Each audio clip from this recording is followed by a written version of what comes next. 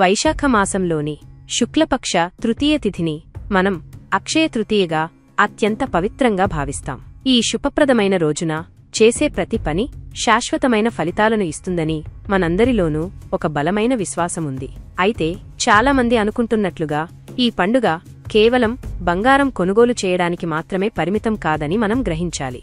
ఆర్థికంగా స్తోమత లేని, కొనలేని వారి పరిస్థితి ఏమిటి అనే సహజమైన ప్రశ్న మన మదిలో మెదులుతుంది. అసలు పురాణాల్లో అక్షయ తృతీయ గురించి ఏం చెప్పబడినది? ఇలాంటి అనేక సందేహాలకు సమాధానాలు ఇప్పుడు మనం తెలుసుకుందాం. గత కొన్ని దశాబ్దాలుగా అక్షయ తృతీయ యొక్క ప్రాముఖ్యత గణనీయంగా పెరిగింది.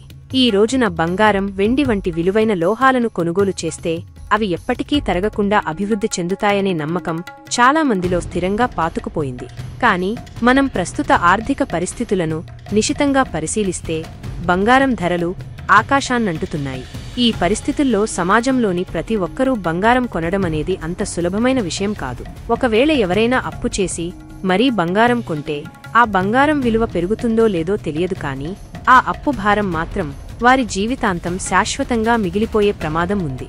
కాబట్టి కేవలం బంగారం కొనడం మాత్రమే అక్షయ తృతీయ యొక్క ముఖ్య ఉద్దేశ్యం కాదని మనం అర్థం చేసుకోవాలి.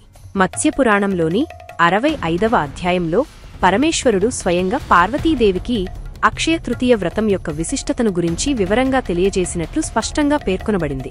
ఈ పవిత్రమైన రోజు యొక్క గొప్పతనాన్ని మన పురాణాలు అనేక విధాలుగా మనకు తెలియజేస్తున్నాయి. వైశాఖ శుద్ధ తదియనాడు చేసే ఏ విధమైన వ్రతమైనా, జపమైనా, హోమమైనా, దానధర్మాలు లేదా మరే ఇతర పుణ్యకార్యమైనా దాని ఫలితం ఎప్పటికీ తరగనిదిగా ఉంటుందని శాస్త్రాలు ఘోషిస్తున్నాయి. మనం చేసే మంచి పనుల యొక్క ఫలితం శాశ్వతంగా నిలుస్తుంది. అదే సమయంలో ఈ పవిత్రమైన రోజున చేసే పాపాలు కూడా శాశ్వతమైన దుష్ఫలితాలను కలిగిస్తాయి అని మనం గుర్తుంచుకోవాలి. ఈ రోజున అక్షయుడైన శ్రీ మహావిష్ణువును ప్రత్యేకంగా పూజిస్తారు కాబట్టే ఈ రోజుకు అక్షయ తృతీయ అనే పేరు వచ్చింది. అక్షయ అంటే ఎప్పటికీ తరగనిది అని అర్థం. కాబట్టి ఈ రోజున మనం చేసే ప్రతి మంచి పని యొక్క ఫలితం ఎప్పటికీ మనతోనే ఉంటుంది. అక్షయ తృతీయ వ్రతం యొక్క సంపూర్ణమైన ఫలాన్ని పొందాలంటే కొన్ని ముఖ్యమైన నియమాలను పాటించడం చాలా మంచిది. ఈ పవిత్రమైన రోజున విరగని, ఎటువంటి పగుళ్లు లేని మరియు గట్టివైన బియ్యపు గింజలను తీసుకోవాలి. వాటిని కొద్దిగా పసుపుతో కలిపి అక్షింతలుగా తయారు చేయాలి.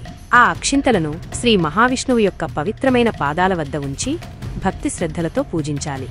అనంతరం ఆ బియ్యంలో కొంత భాగాన్ని అర్హులైన బ్రాహ్మణులకు, పేదవారికి దానం చేయాలి.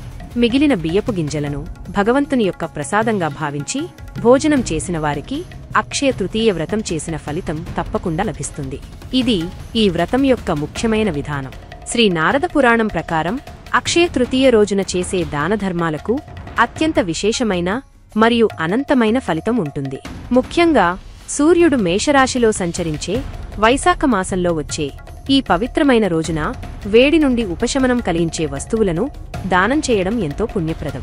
ఈ రోజున జలదానం చేయడం అంటే దాహంతో ఉన్నవారికి స్వచ్ఛమైన నీటిని దానం చేయడం లేదా చలివేంద్రాలు ఏర్పాటు చేయడం వలన 1,000,000 రెట్లు పుణ్యఫలం లభిస్తుంది.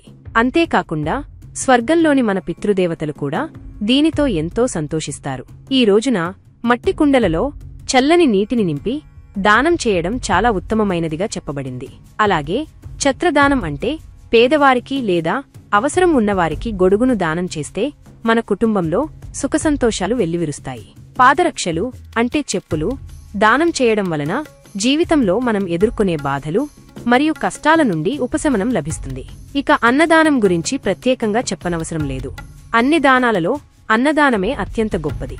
అక్షయ తృతీయ రోజున చేసే అన్నదానం యొక్క పుణ్యఫలం అమూల్యమైనది మరియు వర్ణనాతీతమైనది. వస్త్రాలు దానం చేసిన వారికి జీవితంలో ఎప్పటికీ అన్నవస్త్రాలకు లోటుండదు. వారికి ఎల్లప్పుడూ సమృద్ధి లభిస్తుంది. సాధారణంగా చేసే దానాలే ఇంత అక్షయమైన ఫలితాలను ఇస్తుంటే గంగానది యొక్క పవిత్రమైన తీరంలో చేసే దానాల గురించి నారద మహర్షి ప్రత్యేకంగా వివరించారు. ఎవరైతే అక్షయ తృతీయ రోజున గంగానది తీరంలో వస్తువులు, వస్త్రాలు, ధాన్యం వంటివి దానం చేస్తారో వారు బంగారు మరియు రత్నాలతో కూడిన ఒక అద్భుతమైన విమానంలో తమ పితృదేవతలతో కలిసి అనేక కోట్ల సంవత్సరాలు బ్రహ్మలోకంలో వెలుగొందుతారు. ఆ తరువాత వారు గంగానది తీరంలో గొప్ప ధనవంతుడైన బ్రాహ్మణునిగా జన్మించి చివరికి బ్రహ్మజ్ఞాని అయి మోక్షాన్ని పొందుతారు. అక్షయ తృతీయ రోజున గంగా తీరంలో ఒక ఆవును దానం చేసిన వ్యక్తి ఆ ఆవు యొక్క శరీరంపై ఎన్ని వెంట్రుకలు ఉంటాయో అన్ని సంవత్సరాలు స్వర్గలోకంలో నివసిస్తాడు. తరువాత భూమిపై జన్మించి మంచి విద్యను, గొప్ప సంపదను అనుభవిస్తాడు మరియు అంతిమంగా మోక్షాన్ని పొందుతాడు అని నారద మహర్షి స్వయంగా తెలియజేశారు. ఇలా కూడా వీలుకాని వారు భక్తి శ్రద్ధలతో స్వామివారికి ఈ రోజు చిన్న బెల్లం ముక్క సమర్పించి మనస్సారా ప్రార్థించినా చాలు, అక్షయమైన ఫలితం. అంతేకాని బంగారం కొంటేనే అక్షయ ఫలితం లభిస్తుంది అని ఎక్కడా ఏ పురాణాలలో చెప్పబడలేదు. అంతేకాకుండా అక్షయ తృతీయ నాడు గంగానది ఒడ్డున వేదాలు తెలిసిన మరియు ధర్మనిష్ఠాగరిష్ఠుడైన బ్రాహ్మణుడికి కపిలగోవును దానం చేసిన వారికి, నరకంలో ఉన్న వారి పితృదేవతలందరూ కూడా స్వర్గానికి చేరుకుంటారు. అక్షయ తృతీయ నాడు గంగా తీరంలో భూమిని దానం చేస్తే ఎంత భూమిని దానం చేశారో, ఆ భూమిలో ఎన్ని ఇసుక రేణువులు ఉంటాయో అన్ని వేల సంవత్సరాలు బ్రహ్మ, విష్ణు మరియు శివలోకాల్లో నివసిస్తారు. తిరిగి భూమిపై జన్మించి సప్తద్వీపాలకు అధిపతి అవుతారు అని నారదుల వారు స్వయంగా వరమిచ్చారు. గంగానది యొక్క పవిత్రత మరియు ఆ తీరంలో చేసే దానాల యొక్క విశిష్టత ఇక్కడ మనకు స్పష్టంగా తెలుస్తోంది. అక్షయ తృతీయ నాడు అనేక ముఖ్యమైన పౌరాణిక విశేషాలు జరిగాయి. శ్రీకృష్ణుడు ద్రౌపదికి అక్షయ పాత్రను ప్రసాదించింది కూడా ఈ పవిత్రమైన రోజునే. ఈ కారణంగానే ఇప్పటికీ మధుర మరియు ద్వారకలలో ప్రత్యేక పూజలు నిర్వహిస్తారు. అంతేకాకుండా అక్షయ తృతీయ రోజున హిమాలయాల్లోని ప్రఖ్యాత గంగోత్రి మరియు యమునోత్రి ఆలయాలు 6 నెలల పాటు మూసి ఉంచిన తర్వాత తిరిగి భక్తుల దర్శనార్థం తెరుచుకుంటాయి. ఇక ఆంధ్రప్రదేశ్లోని ప్రసిద్ధ సింహాచలం అప్పన్న ఆలయంలో ఈ రోజున స్వామివారికి అత్యంత వైభవంగా చందనోత్సవం జరుగుతుంది. ఏడాది పొడవునా చందనంతో కప్పబడి ఉన్న స్వామివారు ఈ ప్రత్యేకమైన రోజున భక్తులకు తన నిజరూప దర్శనమిస్తారు.